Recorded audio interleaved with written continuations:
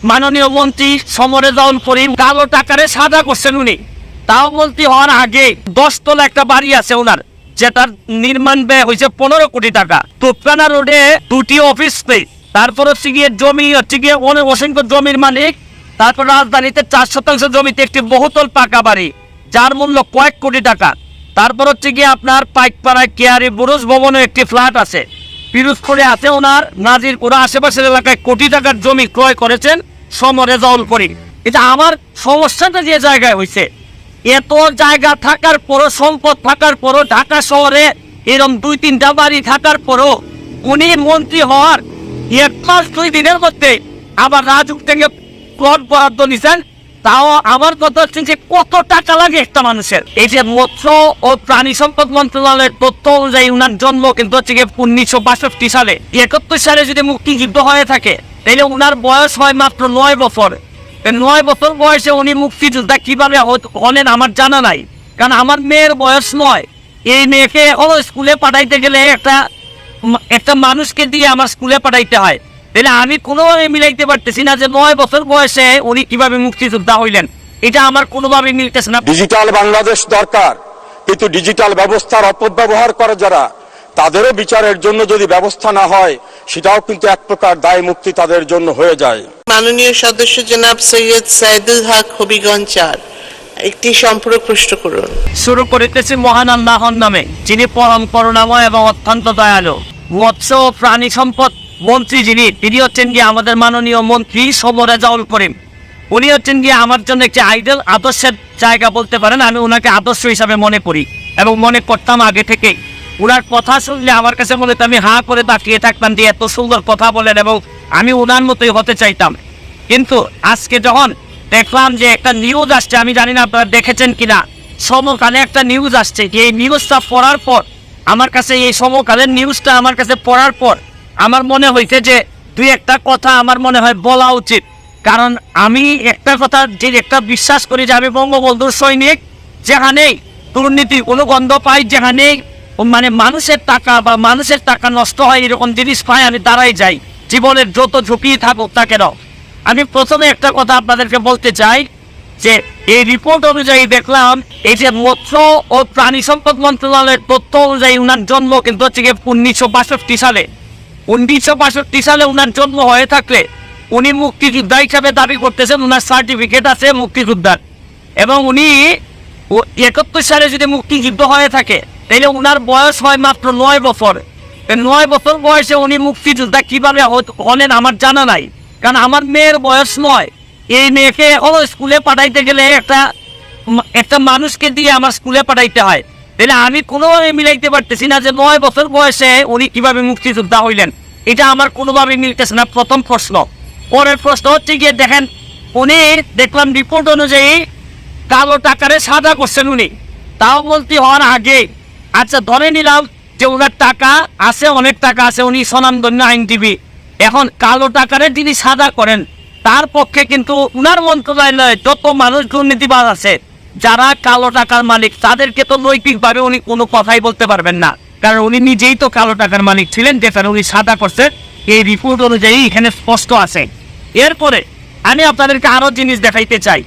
আশ্চর্য লাগে যে একটা মানুষ, উনি নিশ্চয়ই আমাদের চেয়ে অনেক ধনী, ওনার সম্পদের হিসাবটা আমি একটু এখান থেকে আপনাদের কাছে পড়তে চাই।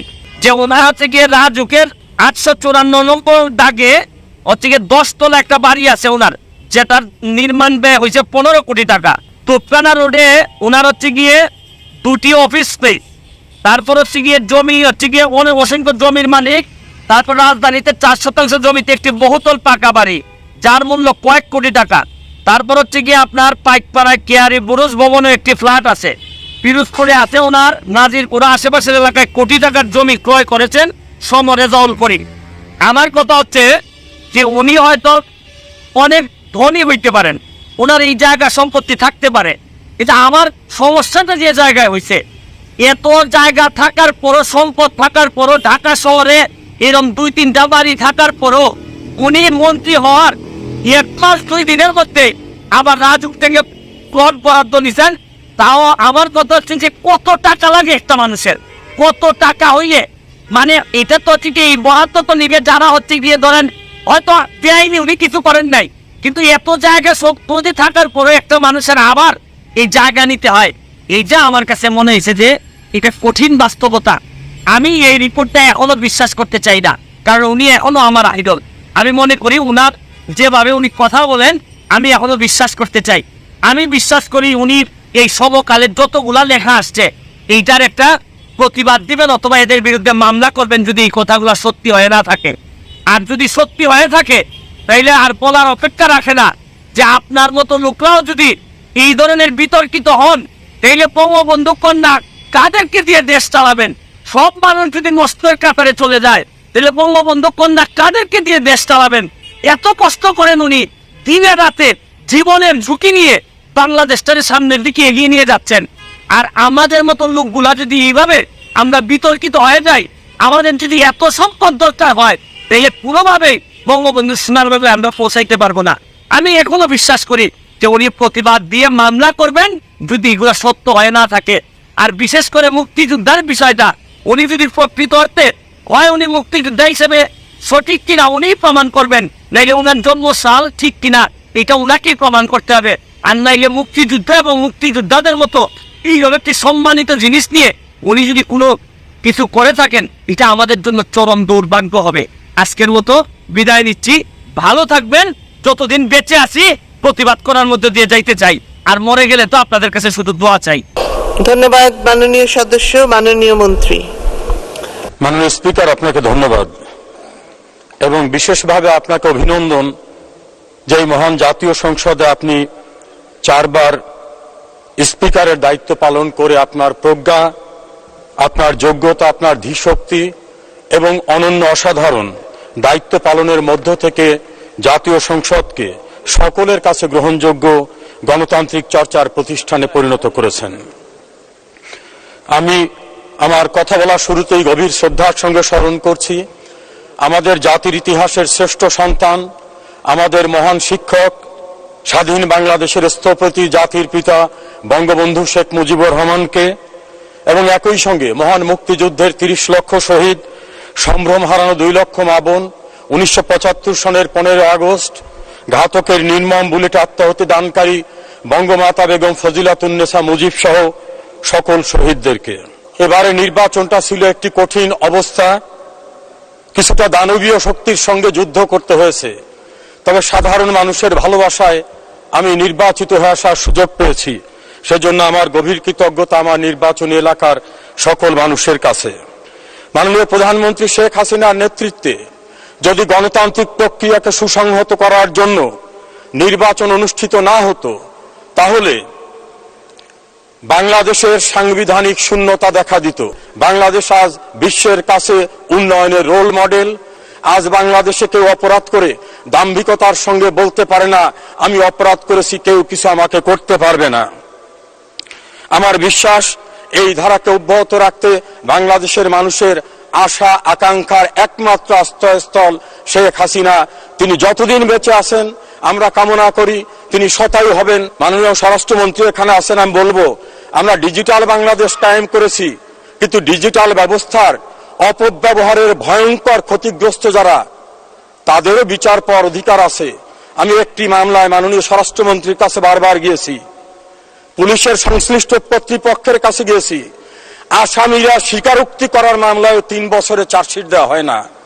এই অজুহাতে আসামিরা জেলখানা থেকে বের হয়ে যাচ্ছে।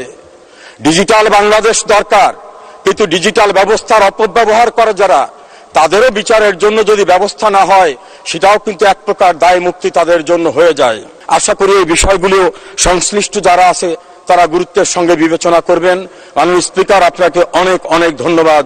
জয় বাংলা, জয় বঙ্গবন্ধু, বাংলাদেশ চিরজীবী। দেখলেন দর্শক, মৎস্য ও প্রাণী সম্পদ মন্ত্রী সমরেজাউল করিমকে কিভাবে ধোলাই করলেন ব্যারিস্টার সুমন। যেখানেই অন্যায় দুর্নীতি সেখানেই ব্যারিস্টার সুমন ভাইয়ের সাহসী প্রতিবাদ। এই রেজাউল করিম কোটি কোটি টাকা লুটপাট করেছে এবং ভুয়া মুক্তিযোদ্ধার পরিচয় দিয়ে কোটি কোটি টাকা হাতিয়ে নিচ্ছে সরকারের কাছ থেকে, কিন্তু তার বিরুদ্ধে কেউ কথা বলার সাহস পায় না, কারণ তিনি মৎস্য ও প্রাণী সম্পদ মন্ত্রী। যেকোনো সময় যেকোনো মানুষকে ঘুম করে ফেলতে পারেন তিনি। কিন্তু দেখুন, বাংলাদেশ একজন সাহসী বীর পুরুষের জন্ম হয়েছে যে কিনা এসব এমপি মন্ত্রীদের কোন পাত্তাই দেন না। সকল এমপি মন্ত্রীদের চুরি দুর্নীতি তিনি সাহসিকতার সহিত ফাঁস করে দেন, তাই তো তাকে এখন বাংলার ফাটাকেষ্ট বলা হয়। তিনি আর কেউ নন, তিনি আমাদের সকলের প্রিয় ব্যারিস্টার সুমন ভাই। সত্যি ব্যারিস্টার সুমন ভাই একজন মাটির মানুষ। দর্শক, আপনারা সবাই এই ব্যারিস্টার সুমন এর জন্য দোয়া করবেন। আজ মাননীয় প্রধানমন্ত্রীকে ধন্যবাদ জানাচ্ছি যে তিনি একজন যোগ্য এমপি বানিয়েছেন। মাননীয় প্রধানমন্ত্রীকে অনুরোধ করব তার উপর নজর রাখার জন্য, তাকে যেন কেউ হামলা করতে না পারে, কারণ তার শত্রু তো এমপি। মন্ত্রীরা, আজকের মতন বিদায় নিচ্ছি। দর্শক, ভিডিওটি বেশি বেশি শেয়ার করে সকলকে দেখার সুযোগ করে দিন। আর আপনি চ্যানেলে নতুন হয়ে থাকলে এখনই সাবস্ক্রাইব করে রাখুন সবার আগে সত্য তথ্য পেতে।